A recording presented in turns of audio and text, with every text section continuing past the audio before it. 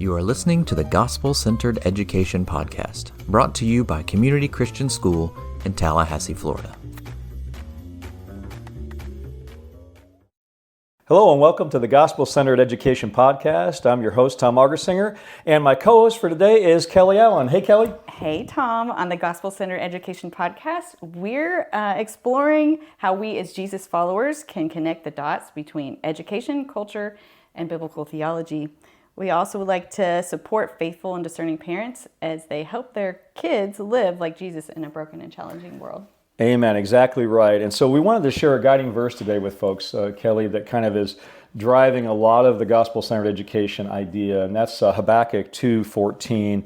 The earth shall be filled with the glory of the Lord like the waters cover the sea. And really a lot of what we're trying to do in the big picture of gospel-centered living, gospel-centered education, is to say we want the glory of the Lord to be spread throughout the whole earth. It just happens to be emanating from maybe a family or a church or an individual or a school, but we want that to cover the earth in just a really pervasive and full way and thorough way. So Habakkuk 2:14 is a nice kind of overall verse, I think, for us to use. So I just wanted to bring that up today. It's kind of the mystery of the Holy Spirit. He's always working. Exactly right. Moving. Exactly right. Yes. Very good. Yeah. Okay. So what are we talking about today? I think we had said we have to give our listeners an apology because we had said that today we were going to invite Miss Anna Nelson, and that is coming next week. That was totally my fault. I mean, it was like I lied without even knowing I lied, and I realized I said we did. We first of all we said, well, this is going to be the first podcast of the Parent Toolbox series. Yes. It's not at all true. I had the dates transposed in my mind. That's and also, next week, though. That's next week? Yes. It starts next week. And then I also said that Anna Nelson has 8 children. There's a mom of 8 children, which is also not true. 7, and I said it's it. 7. Yes, it's 7. I was so close. Yeah. I was so close. So anyway. Well, she's a foster parent, and so it's always fluctuating. It's really hard to keep track. Yeah. That's my excuse, I don't think she'll and I'm hold it sticking against to us. it. Yeah. Yeah, good. Okay. But today we're talking, it's kind of part 2 of Intro to Gospel-Centered Education, but we're talking about the distinctive vision of Gospel-Centered Education today. That's right. I mean, we're trying to really unpack what are the distinctives. You know, we touched on that last week, but then there's a larger sense that I think we need to really be more specific, and that's what we hope to do today. Yeah, and there's a lot more to say about it. A lot more to say about it, yeah, for sure. So we're kind of also going to be focusing on like why is gospel-centered education different from other forms of education? Yep, that's right. Including like other Christian schools. Right, and again, I want to hasten to say we're not really, our message is not, we're the only people that are doing it right, because that could easily be, that's not at all what we're trying to say. No. We're just trying to say that I think every school, even within the Christian category, has their own emphases. And I think for us, we have a particular emphasis, and I think even globally speaking, that there's kind of some shifting of emphases, even within Christian education, towards this idea of flourishing, and then how does that connect directly with the gospel itself? And so I feel like we're kind of a part of that stream, but that's not in any way to say the way other people do it isn't right. Or is morally wrong or anything like that, or even theologically wrong. Yeah. It's just how God is moving us. Yes. Yeah. For sure. So the first area we wanted to touch on was theology and philosophy. Yeah. And I wanted to bring up our mission. Here. What is the mission? Yeah. So statement? The mission of Community Christian School is that we are trying to equip and raise up like visionary leaders who will answer the call of God whenever it comes and wherever it leads and whatever it costs. And that's a mouthful. It is.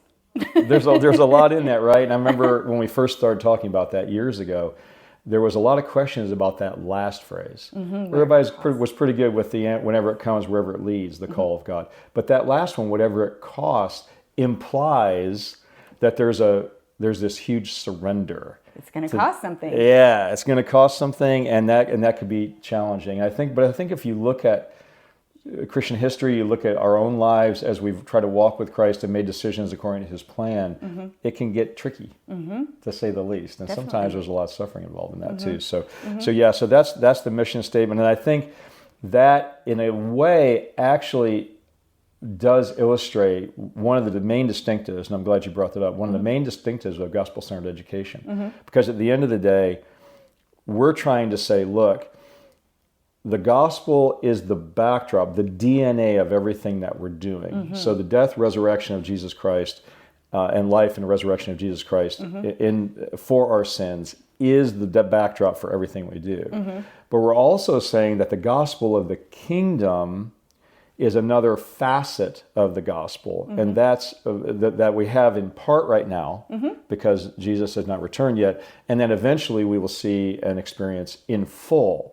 So in the meantime, gospel-centered education, places like CCS and a lot of other places, are saying, how do we press into that reality, kind of like that Habakkuk 2 verse, the glory of God going forth throughout all the world, all the earth, and then we just have a little part in that process, and that gospel of the kingdom becomes kind of a center point. So you're kind of breaking the gospel into two parts.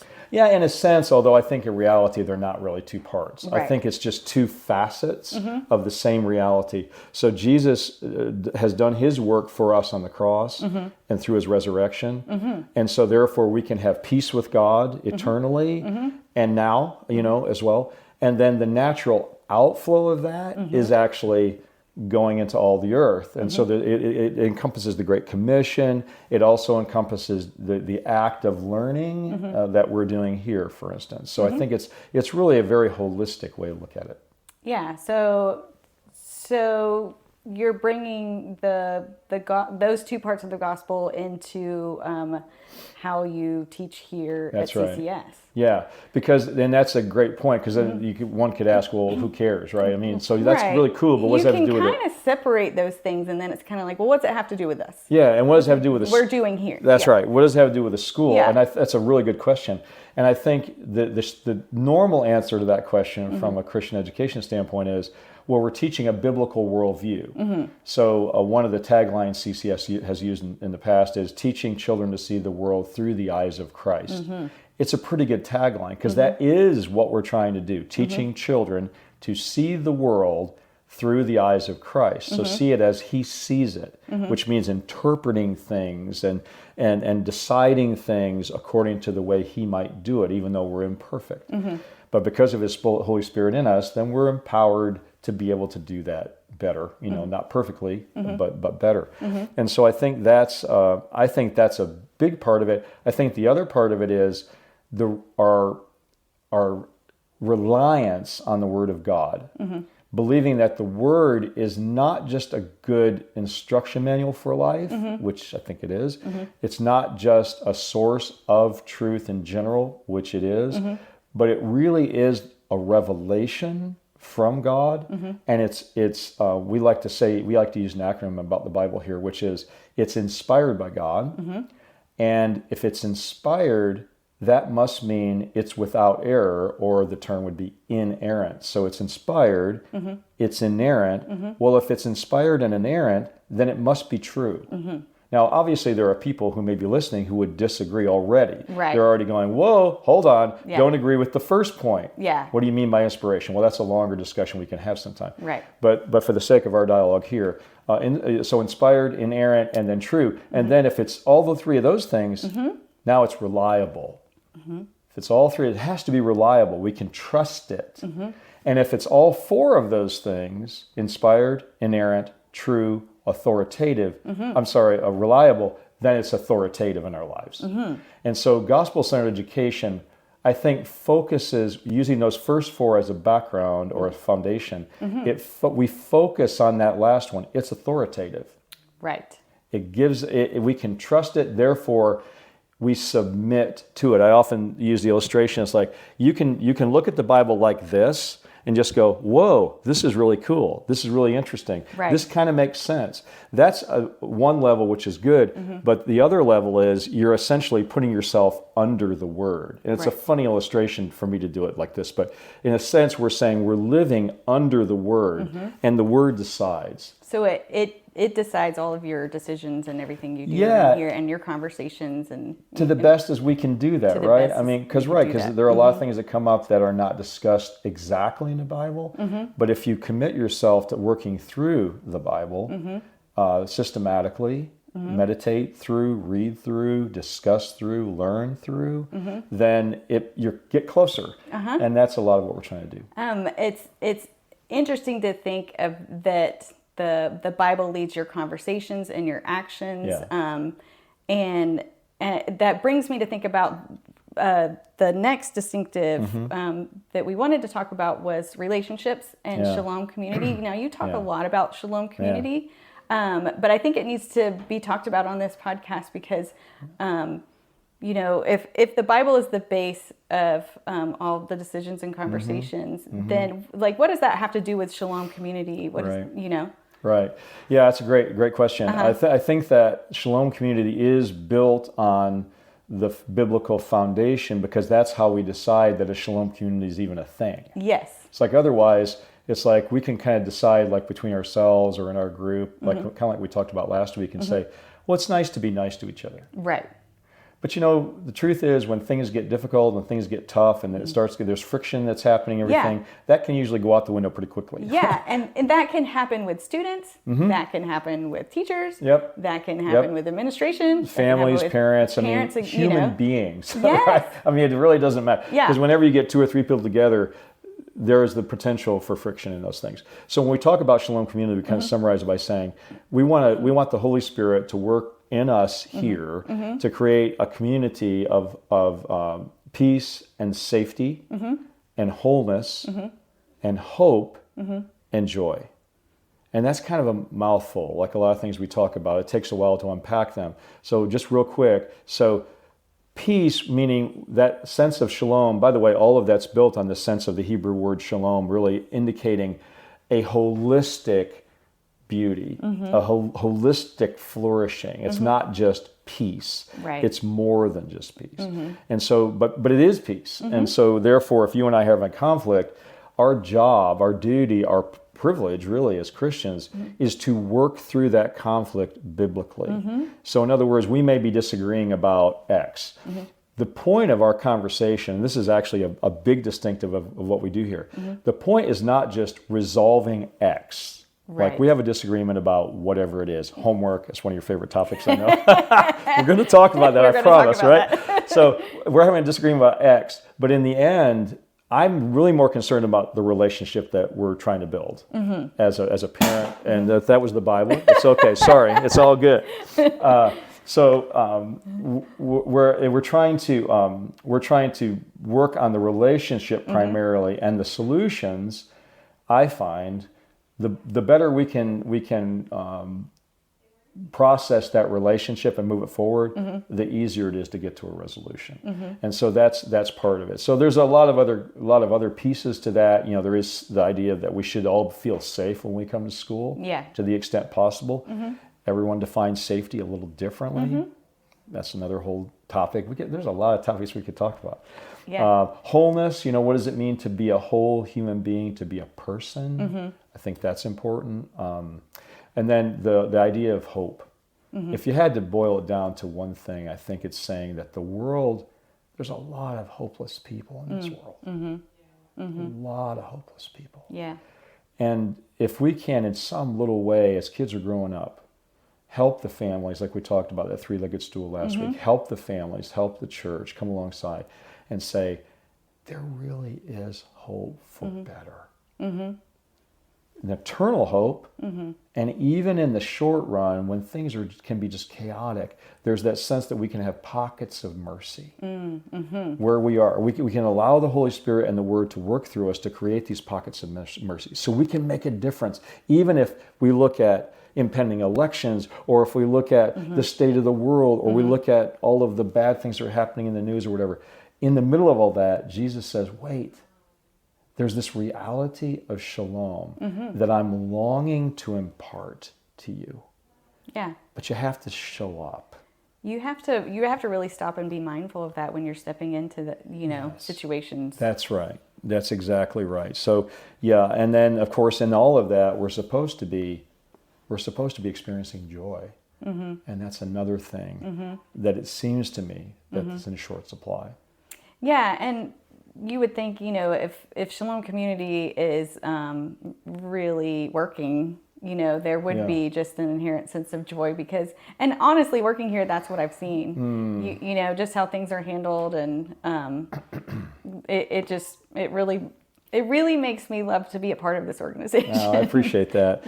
We try. I mean, and we work hard at it actually, and we pray hard towards it, which I think is a really, really important thing. We don't always hit it, but we really do work hard at it because ultimately, I think our role as Christians, as people who are working in the kingdom, like we are here, we're trying to help people really understand this issue of the John 10:10 abundant life reality. To say this is what we're shooting for, but we can't do that in our own strength. That's what the gospel teaches us. So we're saved by grace, and we also are sanctified by grace. So we can't make it happen, but we can, as Jonathan Edwards would say, we can put ourselves in the path of allurement. We can show up, we can open up ourselves to God and say, this is who we want to be. We want to be people of shalom, and we want to have an abundant life in Christ. And so that means I've got to show up on a daily basis, open the Word, like we were talking about that practice last week, open up the Word and say, this is what we're going to do. This is what I'm going to do in order to allow you to move in me and through me in my daily life, every aspect of my daily life. So how does that look in the classroom with Shalom Community? Let's say, and I'm putting you on the spot a little bit, but let's say I'm a parent and my child's been bullied, and it doesn't look like Shalom Community to me. Yeah, right. How do I act? What do I do? Yeah, I think a lot of that it comes up, and I think it obviously kind of shoots directly to, first of all, it shoots directly to the idea of safety. So no kid should have to come to school and feel unsafe. Right. And by the way, that's true of what we call the core, all of our employees, CORPS, but also staff, that's the staff and faculty. No one should come into this place feeling unsafe. Now, does that mean that stuff never happens? No. Right. Because we are all sinners. Yeah, it's going to happen. Many of us are saved by grace, but it's going to happen. The difference between, I think, gospel-centered approaches and maybe some other approaches is that it's dealt with. It's not always dealt with in exactly the way everyone would want it to be, because everybody has their own idea of timelines and timetables, and they may not understand the complexities of dealing with relational conflict. Because the other important point here is, so you've got the bullied and you've got the bully. And so at the end of the day, everyone feels sorry for the bullied, rightly so, and they don't feel sorry for the bully so much because of obvious reasons, right? Yeah. They're in the wrong. This person was a victim. This person is the victimizer. So, but in a gospel-centered setting, what we're trying to say is we care deeply about both of these people, the bully and the bullied. Now, obviously, we're going to work to keep that bullied person safe. Right. Do whatever's necessary to make that happen. Right. But we're not going to forget that the bully himself or herself does have rights, and that becomes a very, very important part of what we do. So that's probably a really good example where we're going to be very forthright in saying this is not okay, and do whatever's necessary to make sure that person is safe. But we're not going to forget the other side of it. Yeah. It makes such a difference. It really does. It really does. Okay, so let's switch gears to the distinctive of academics. Yeah. Okay. Okay. Yep. Good. And so we had talked a little bit yesterday about the area of. I think I'm skipping ahead a little bit. It's all right. It doesn't matter. Just roll with it. When the extracurricular. So extracurricular activities such as sports, arts, and arts, that kind of thing. I'm really interested in how that has to do with gospel-centered education, because I think we all come into it with other ideas, with different ideas. Why my child is participating. Why are we even doing this? Sure. Yeah. And then I think we can backtrack to that's all good. And stuff like that. Yeah. So that's also a great point, because I think it's another good illustration of one of the distinctives of gospel-centered education, which is good. Yeah. So most people get their kids involved like we did in sports and the arts because we want them. I think there's a lot of reasons. I think one of the reasons we want them to have fun, we want them to enjoy it, which is very valid. We want them to grow in that capacity, that skill set. We want them to go on and do something. Or I used to actually work as as a teacher in a school for the high school for the performing arts in Central Florida. Everybody had their kids there because they thought they were going to be the next Beyonce or the next whatever. Didn't always quite work out that way, but anyway. And so there's that, right? And sometimes, honestly, sometimes another reason people do it is that we're reliving our lives as parents through our kids. And like, I was in sports, I loved it. You need to do the same thing, right? Or you should, or I hope you do, or whatever it is, or the arts, or whatever. I think what gospel-centered parenting does, or I should say gospel-centered education does, is say, that's valid. That's very true. But we kind of pull the camera back and enlarge the lens, enlarge the frame, and say, the bigger reason we're doing this is because we're even offering this. Is because sports, athletics, and the arts are two of the most powerful bridges into a culture that's running headlong away from God.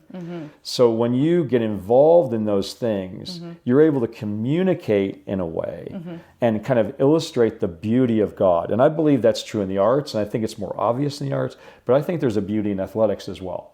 I think that when someone is able to do a particular sport really well, there's a certain beauty that comes in that. And I think that beauty communicates a lot that we're not even sure how much it communicates or exactly what, but it's good because it's a part of who God is, that beauty like that. I'm not implying that God is an athlete, by the way. This weird picture just came in my mind. It's like, no, it's like God's not like literally kicking a soccer ball. But in general, though, there is a beauty to that, and beauty is part of God's character, right? And so it's obvious in the arts where beauty can really be said. But they both provide platforms.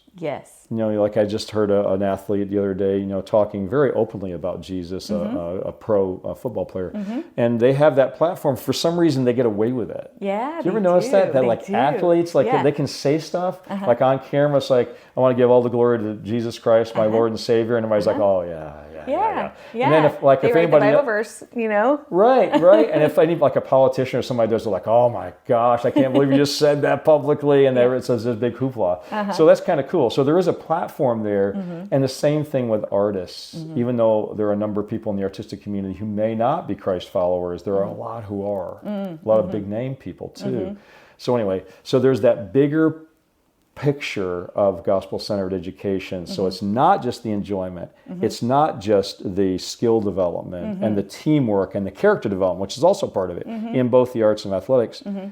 It's bigger than just that. And it's almost like a byword or phrase for gospel-centered living. Whatever that, you can just kind of fill in the blank, X, like extracurricular activities. And you can go, yeah, but it's bigger than that.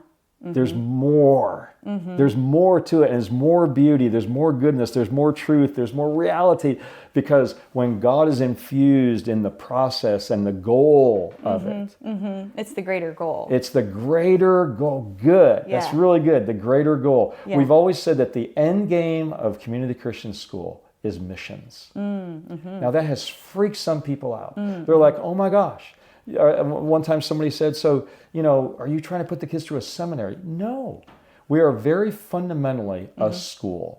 Teaching and learning is our thing. So, academics, leadership, spiritual formation.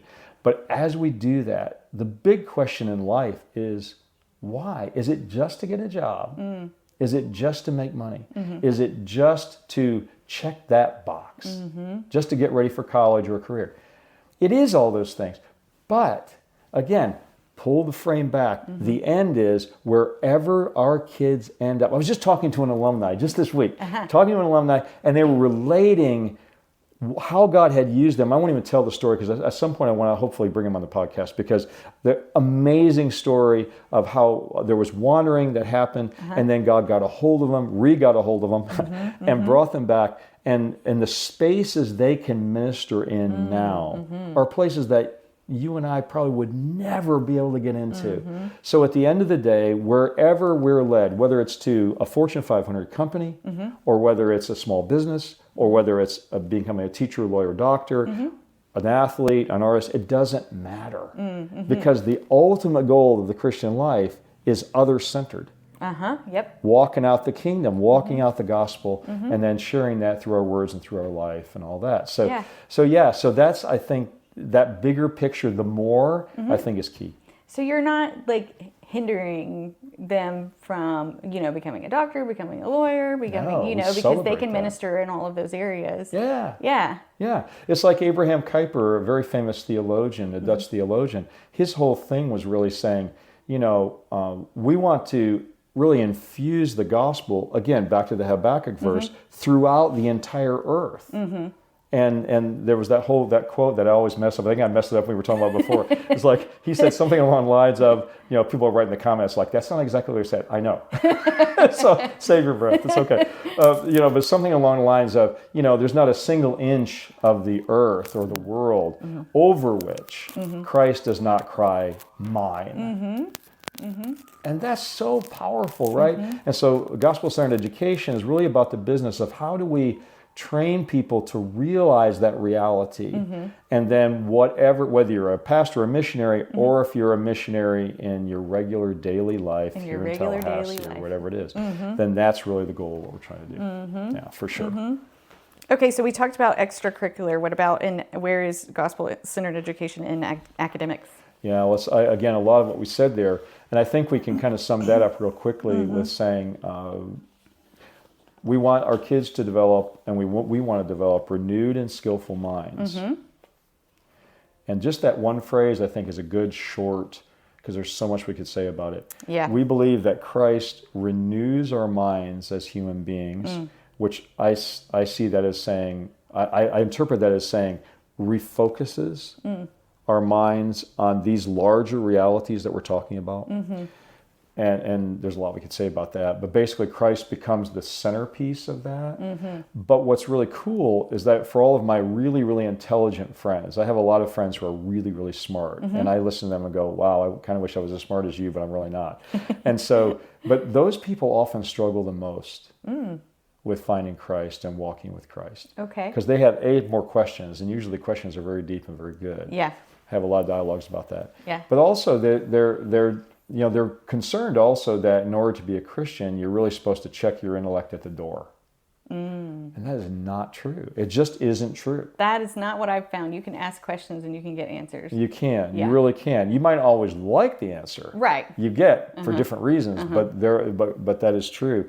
And the other part of that is so our minds are renewed by the Holy Spirit, so that we're asking more of the right questions, if you will. Of course, the very fact that I'm saying the word right implies that there are right and wrong questions. That wasn't really my point, but some people can interpret it that way.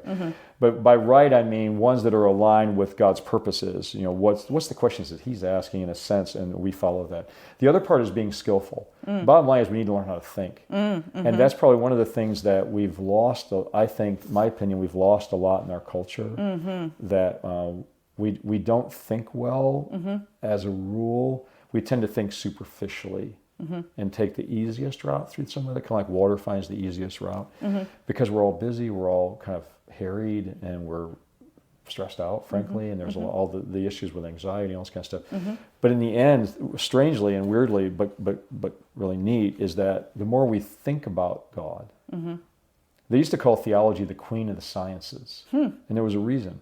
Because I think if you begin there and you begin to think about God, it opens up all this vista of everything else, So renewed and skillful minds form the centerpiece of that. So throughout all the curriculum, yes, we are infusing a biblical worldview. What would Jesus say about this? What would God say about this? But also we're saying, when you graduate from here, we expect that you're going to be able to think. You're going to be able to think critically, deeply. You need to be thinking creatively. You need to be thinking collaboratively. There's a lot to that. So that's the short, believe it or not, that was the short answer of that. Well, CCS isn't shying away from the conversations. No. But applying God to them. Right. And you have to deal with the hard stuff too. We work very hard at not supporting a particular denominational viewpoint. That's not really what we're here for. But we do go back to the Word and we go, this is what the Word says. And at the end of the day, you're going to have to figure this out. But the main thing is we're trying to get across is it's important enough to work at it. It's important enough to ask the questions over and over and expect that at some point you're going to get some kind of a response that will help you move forward. For sure. I think you touched on this a little bit, the 3 core programs. Yeah. Can you go Academics, leadership, leadership, and spiritual formation. That's those. And so, yeah.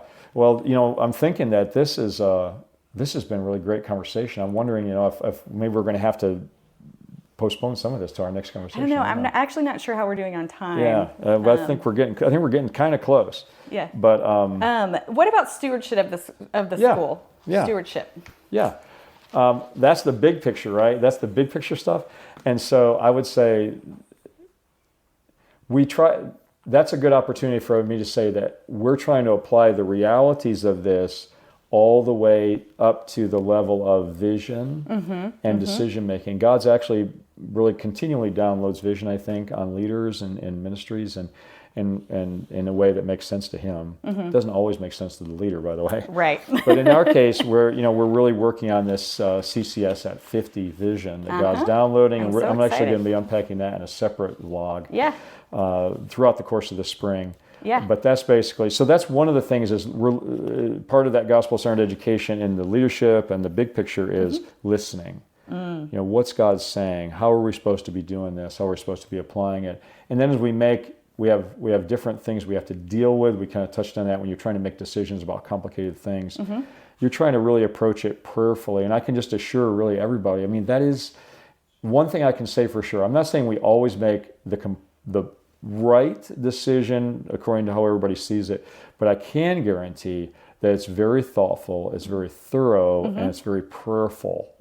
And we do work hard at trying to include all of the perspectives that might be out there, but at the end of the day, somebody has to decide. And that's kind of where we get. So you have the vision part, strategy, how the board operates. We have a fantastic board. Yes, Ken Pye is our board president, fantastic board.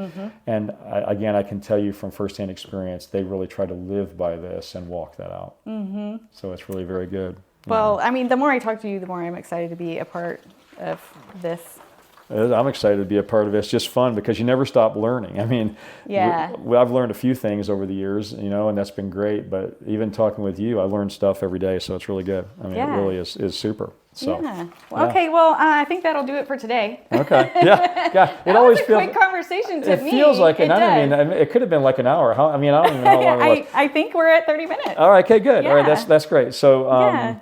So, and we've talked about the idea that maybe we don't need to make it 30 minutes, but I think that's helpful for people. We'll see how God leads in that. But at the end of the day, we're grateful. I'm grateful for this opportunity, but we got something coming up next week, and you can tell us a little bit about that. Next week, we will be kicking off our Parent Toolbox series with Miss Anna Nelson, who is a registered nurse, a mom of currently 7. Nice. Okay. She's a foster parent, and she just has a lot to say about student health and well-being. Oh, that's perfect. Yeah, that would be great. Really, she's an amazing. For people that don't know her, she's an amazing person. Yes, she is. She really has got a great story and everything. So at the end of the day, look, we're really grateful for you guys joining us. So thank you for joining us. And remember to follow Gospel-Centered Education wherever you access your podcasts.